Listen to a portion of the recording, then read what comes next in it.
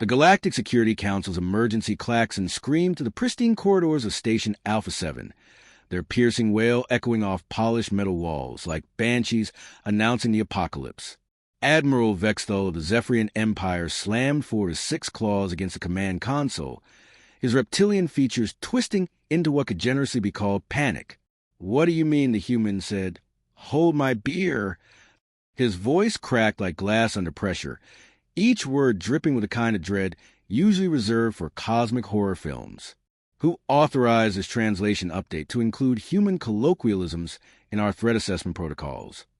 Lieutenant Commander Sarah Chun, the lone human representative on the council, tried her absolute best not to burst out laughing. The sight of a 7-foot-tall, scale-covered apex predator having what amounted to a nervous breakdown over 3 little words was, admittedly, pretty hilarious. She cleared her throat, fighting back a grin that threatened to split her face in half. "Sir, with all due respect, the phrase 'hold my beer' has become somewhat of a cultural phenomenon among my species." She paused, watching as every single alien in the room turned to stare at her with expressions ranging from curiosity to outright terror. It typically precedes what we like to call creative problem-solving. The crystalline delegate, Ambassador Quelf, vibrated at a frequency that sounded suspiciously like hyperventilation. His translucent form flickered between various shades of panic purple. Creative problem-solving? The last time humans engaged in creative problem-solving, they turned a mining asteroid into a weapon capable of cracking moons. The time before that, they convinced a black hole to change its rotational direction. To be fair, Sarah interjected with the kind of casual tone one might use when discussing the weather, that black hole was being particularly stubborn about our shipping routes. Admiral Vexthal's tail, all 12 feet of it, began thrashing back and forth like an angry snake having an existential crisis. "Commander Chun, please explain to me, in terms that won't give me a complete mental breakdown, what exactly your people are planning to do this time." Sarah pulled up a holographic display with the enthusiasm of a kid showing off their latest science project. The image that materialized made every non-human in the room take several steps backward. It showed a massive space station, roughly the size of Manhattan, bristling with more weapons than most star systems possessed in their entire military arsenals. "Meet the Fortress of Infinite Regret," she announced cheerfully, apparently oblivious to the collective gasp of horror from her audience. "Our response to the Hive mind's latest incursion into human space. They destroyed New Tokyo. They made it personal." The slug-like gastropod ambassador, whose name was literally unpronounceable by most species and translated roughly to Moist Death Bringer, oozed forward with obvious distress. "Commander, that designation, Fortress of Infinite Regret, it sounds ominous. Deeply, profoundly ominous." "Oh, that's nothing compared to the original name," Sarah replied with a wave of her hand. "The design committee want to call it the Revenge Boner, but cooler heads prevailed. Dead silence, the kind of silence that typically preceded either enlightenment or the complete collapse of civilization. Admiral Vexthal was the first to recover his ability to form words. "The Hive mind," he began slowly, as if talking to a particularly dangerous child, "possesses technology that makes our most advanced weaponry look like primitive clubs. They've consumed 17 star systems in the past month. Their ships regenerate faster than we can damage them. How exactly does humanity propose to deal with this threat?" Sarah's grin widened, and every alien present felt their equivalent of stomach acid begin churning with anxiety. "Well, that's where things get interesting. You see, we humans have a saying. If you can't beat them with superior technology, overwhelm them with superior stupidity." The ethereal representative, a being of pure energy named Whisperer of Forgotten Dreams, manifested into a more solid form just to properly convey their disbelief. "Stupidity? You're planning to defeat a galactic threat with stupidity?" "Not just any stupidity," Sarah corrected with the pride of a teacher whose students had finally grasped a difficult concept. "Weaponized stupidity. The kind of gloriously reckless, physics-defying, logic-insulting stupidity that makes the universe itself question its life choices." Admiral Vexthal buried his massive head in his claws. "I'm afraid to ask, But what does this weaponized stupidity entail? I'm so glad you asked. Sarah practically bounced on her heels. Step 1. We're going to ram the Fortress of Infinite Regret directly into the Hive Mind's primary fleet. Step 2. Right before impact, we're going to detonate approximately 47 nuclear warheads inside the station's reactor core. Step 3. We're going to use the resulting explosion to power a massive gravity wave generator that will theoretically turn the Hive Mind ships inside out. The room erupted into what could charitably be described as controlled panic. Ambassador Queltha's crystalline form cycled through every color in the visible spectrum, and several that probably weren't. Theoretically? You said theoretically. What if it doesn't work? Sarah shrugged with the casual indifference of someone discussing their lunch plans. Then we move to plan B. We throw the station at them really, really hard. That's not a plan. Admiral Vexthol's voice reached octaves that his species wasn't technically capable of producing. That's barely even a suggestion. It's certainly not a military strategy. You're right, Sarah nodded sagely. It's much better than a strategy. It's a human solution. The Hive Mind, meanwhile, was having communication difficulties of its own.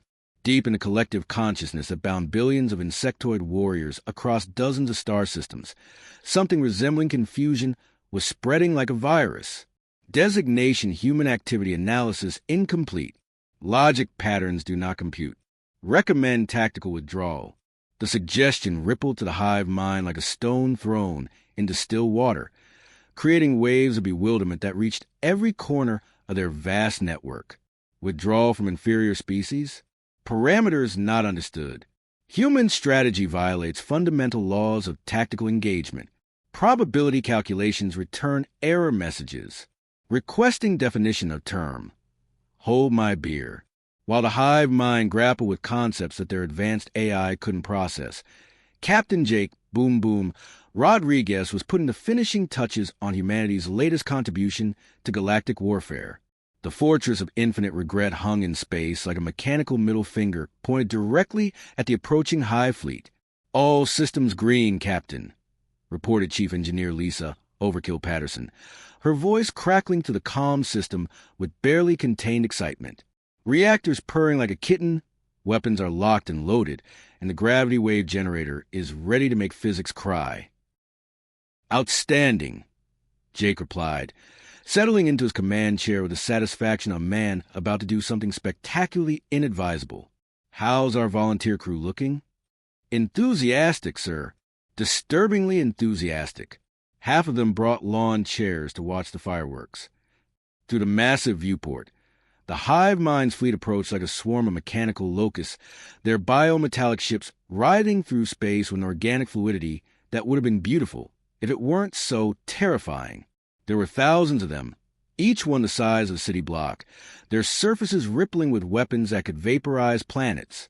Sir, called out Lieutenant Commander Mike. What could go wrong? Stevens from his position at the tactical station. We're receiving a transmission from the lead Hive ship. It's unusual. Put it through. The main screen flickered to life, displaying the multifaceted eyes and clicking mandibles of a Hive Mind drone. When it spoke, its voice was a harmony of 1,000 individual minds trying to understand something fundamentally incomprehensible. Human vessels. Your tactical approach defies analysis. Our predictive algorithms cannot process your strategy. Explain your methodology. Captain Rodriguez leaned back in his chair and grinned the kind of grin that had historically preceded some of humanity's finest moments of inspired lunacy. Well, Bugface, it's like this. Sometimes, when you're dealing with a problem that's too big to solve with conventional methods, you've got to think outside the box. Way outside. Like, so far outside the box that the box can't even see you anymore. Clarification required. Here's the thing about us humans, Jake continued, his voice taking on the tone of a man explaining something to a particularly slow child. We don't just think outside the box. We blow up the box, dance on the ashes, and then build something completely insane from the leftover pieces. The Hive Mind drone's mandibles clicked in what might have been confusion or possibly mild panic. Your species designation, irrational. Probability of success, negligible. Oh, buddy, Jake chuckled, that's where you're wrong. See, the beautiful thing about having negligible probability of success is that nobody, including us, knows what's going to happen next. And when nobody knows what's going to happen next, that's when humans do their best work. Back on Station Alpha 7, the emergency session of the Galactic Security Council had devolved into something resembling group therapy for traumatized civilizations. Admiral Vexthal was pacing back and forth, his claws leaving scratches in the deck, plating with each step. "This is madness," he muttered, his voice carrying the weight of someone who had seen too much and understood too little. Absolute, complete, irredeemable madness. Commander Chin watched the tactical display with the serene confidence of someone who had long ago accepted that her species was beautifully, magnificently insane.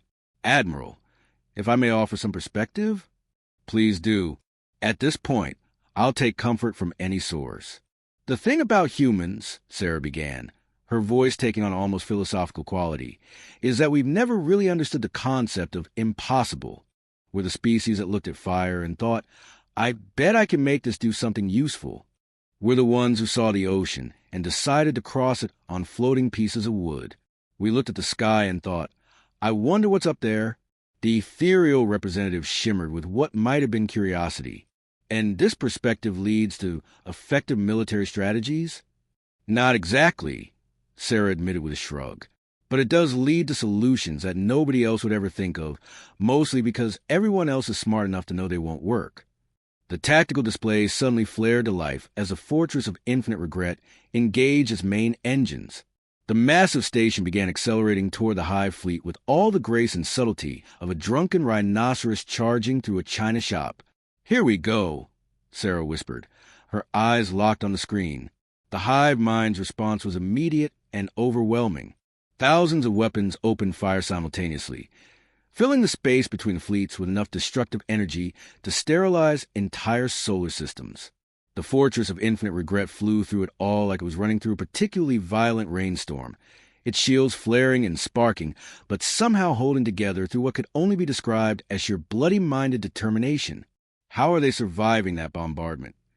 Ambassador Queltha's voice had reached a pitch that was causing sympathetic vibrations in several pieces of nearby equipment. "Redundant shielding," Sarah replied absently, still watching display with rapt attention.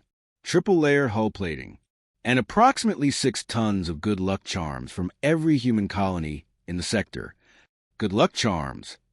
Never underestimate the power of positive thinking when it's backed up by 47 nuclear warheads.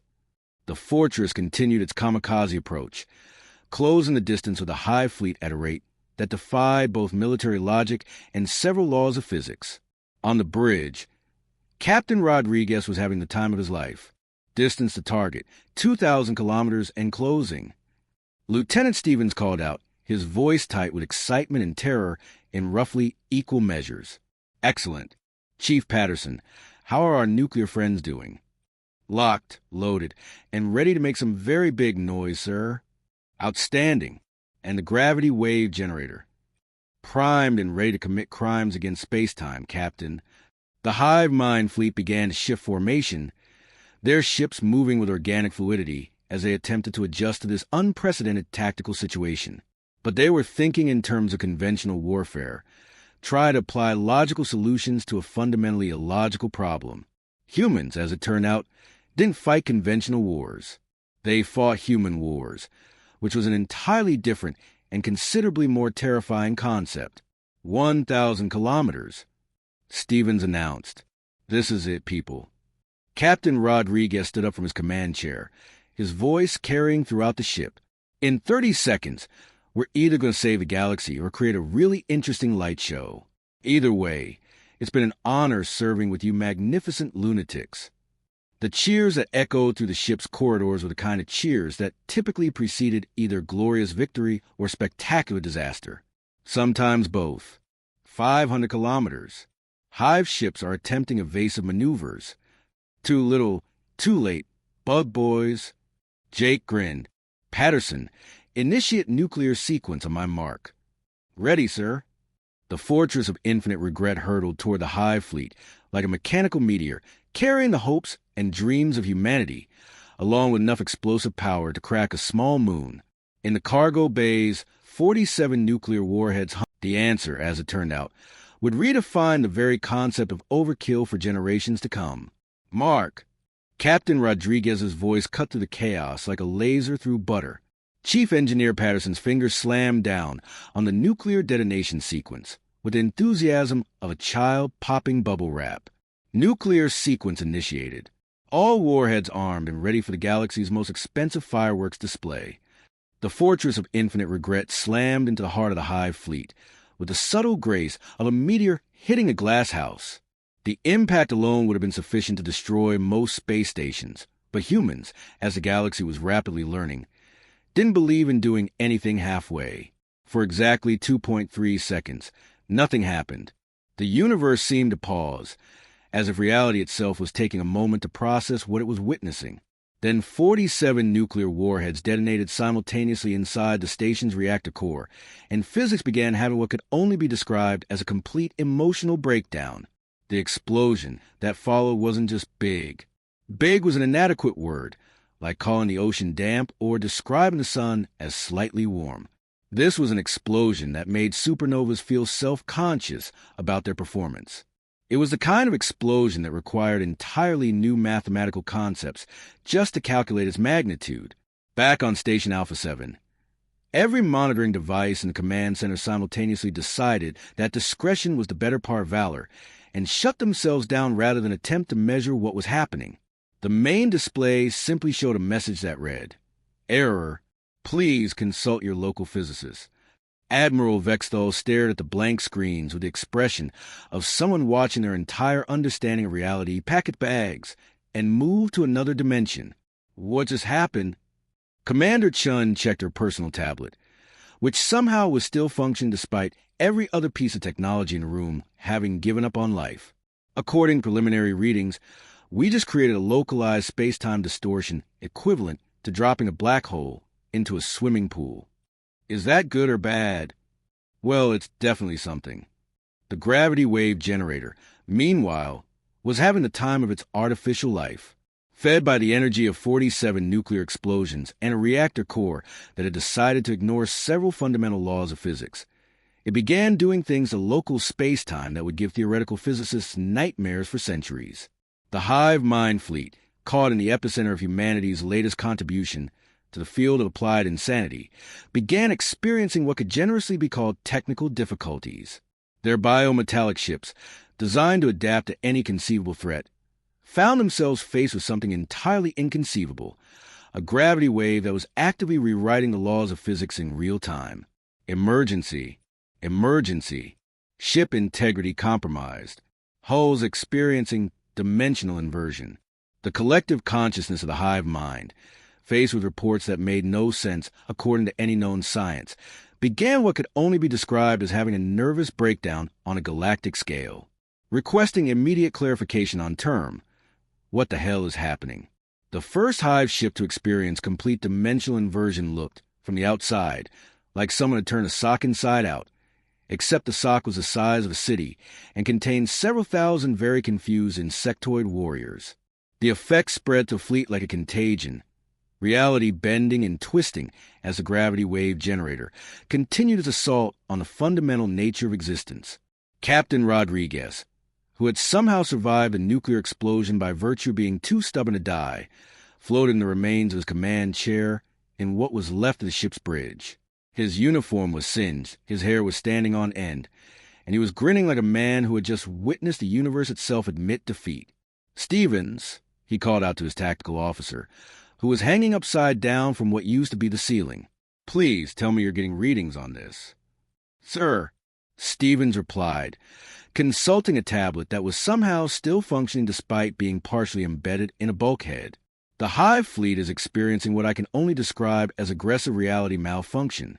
Approximately 60% of their ships are now inside out, 30% have been turned into geometric impossibilities, and the remaining 10% appear to have been converted into abstract art. Outstanding. And the gravity wave, still propagating, sir. It's spreading through their entire fleet formation like a bad joke at a physics conference." The Hive mind's attempt to adapt to this new threat were hampered by the fact that their collective intelligence, advanced as it was, had never encountered anything quite like weaponized human stupidity. Every tactical algorithm they possessed was designed to counter logical, predictable strategies. What they were experiencing now was a complete opposite of logic and predictability. Analysis. Human tactical doctrine appears to be based on deliberate violation of universal constants. Recommendation. Immediate withdrawal from combat zone. Secondary recommendation. Extensive therapy. The retreat, when it came, was unlike anything the galaxy had ever witnessed. The remaining Hive ships, those that were still capable of movement and hadn't been turned into Salvador Dali paintings, fled the combat zone with a speed that suggested they had suddenly remembered urgent appointments elsewhere. But the gravity wave wasn't finished with them yet. As the Hive fleet attempted their tactical withdrawal, the distortion field caught up with their rear guard, and what happened next would become the subject of physics textbooks for the next 1,000 years. The trailing Hive ships didn't just turn inside out. They turned inside out in the fourth dimension, creating structures that existed simultaneously in multiple realities while occupying negative space. Several of them achieved what could only be described as temporal inversion, becoming their own past selves while simultaneously being their future selves, creating causality loops that gave the universe a headache. On Station Alpha 7, the command staff watched in stunned silence as their instruments slowly came back online and began displaying readings that challenged the very foundations of scientific understanding. The tactical display showed the aftermath of the battle, if it could even be called a battle. It was more like reality having been subjected to aggressive reorganization by entities with no respect for proper procedure. Status report. Admiral Vexthal requested in a voice that suggested he was clinging to military protocol as his last anchor to sanity. Lieutenant Commander Quelta's crystalline form was cycling through colors that didn't exist in normal space. Sir, the Hive fleet has departed. Those ships that remain intact are currently located approximately 17 light years away and accelerating. Those that are not intact are... He paused, his translation matrix struggling with concepts that had no proper words. They are experiencing existence in new and interesting ways. And the humans? Commander Chun consulted her tablet again, her expression mixing pride with the kind of disbelief that came from belonging to a species that routinely did impossible things just to see what would happen. Captain Rodriguez and approximately 40% of his crew are alive and well. The Fortress of Infinite Regret no longer exists in any conventional sense, but its component atoms are reportedly quite pleased with their new career in abstract art. The gastropod ambassador oozed forward with obvious distress. Commander Chin, I must ask, is this typical of human military operations? Sarah considered the question with the seriousness it deserved. Well, we usually don't turn enemy fleets into geometric impossibilities, but then again, most of our enemies don't give us enough time to really get creative. Admiral Vexthal sat down heavily in his command chair, his tail coiling around the base like a security blanket. I'm going to need a very strong drink and several years of therapy. I can recommend some excellent human therapists, Sarah offered helpfully.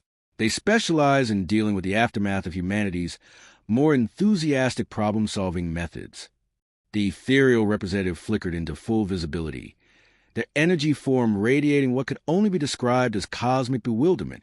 Commander, I must know, what exactly does the phrase, "hold my beer," signify in human culture? Sarah's grin returned full force. Oh, that's simple. It's what we say right before we do something that's either going to be absolutely brilliant or spectacularly catastrophic. Usually both. And how do you determine which it will be? We don't. That's half the fun. The rescue operation that followed became the stuff of legend across the galaxy. The survivors of the Fortress of Infinite Regret were recovered from what remained of their ship, which existed in a state of quantum uncertainty that gave salvage crews headaches and made the rescue shows experience brief moments of existential doubt. Captain Rodriguez was found floating in the debris field, still in his command chair, dictating his after-action report to a recorder that had somehow survived both nuclear explosion and dimensional inversion. His first words upon rescue were, "That was awesome. Can we do it again?" Chief Engineer Patterson was discovered in what used to be the engine room, taking detailed notes on how the laws of physics had been violated and already sketching plans for improved violations in future designs. When asked about her experience, she simply said, We should have used more nuclear warheads. The Hive mind, meanwhile, was conducting an extensive review of their tactical doctrines, threat assessment protocols, and fundamental understanding of reality. The collective consciousness that had once considered itself the apex of galactic intelligence was now grappling with the disturbing realization that somewhere in the universe, there existed a species whose military strategy could be summarized as, let's see what happens if we break everything. Urgent policy update. Species designation human now classified as cosmic hazard. Recommended action. Avoid all contact. Avoid all systems containing humans. Avoid all galaxies where humans might theoretically exist. Additional recommendation. Immediate research into alternative dimensions for potential relocation. The story of the Battle of Infinite Regret, as historians would later call it, spread through the galaxy faster than light communication could carry it. Within days, every civilized species had updated their threat assessment protocols to include a new category, human activity level. The scale was simple. Level 1 meant humans were going about their normal business and posed no immediate threat to the fundamental structure of reality. Level 5 meant humans had said, hold my beer, and everyone should probably find somewhere else to be for the next few decades. Trade routes were rerouted. Diplomatic missions were postponed. Several species began construction on underground bunkers, just in case humanity decided to get creative about something in their neighborhood. The Galactic Security Council, meanwhile, underwent what could charitably be described as organizational restructuring. Admiral Vexthal was promoted to Special Advisor on Human Affairs, a position that came with hazard pay, mandatory therapy sessions, and a very large supply of anxiety medication. Commander Chin found herself appointed as the first human cultural liaison, tasked with helping the galaxy understand and prepare for humanity's unique approach to problem solving. Her first official report contained the now famous warning. When dealing with humans, expect the unexpected, then expect something even more unexpected than that. Then give up on expectations entirely and just hold on tight. The report concluded with what became known as Chen's Law of Human Behavior. The probability of a human solution working is inversely proportional to how much sense it makes, multiplied by the number of times someone says, this will never work during the planning phase. Captain Rodriguez, after a brief stay in hospital and an even briefer psychological evaluation that concluded he was aggressively normal for a human, was promoted to Admiral and given command of the newly formed Department of Creative Problem Solving. His first official act was to put in a requisition for more beer, on the grounds that inspiration required proper hydration.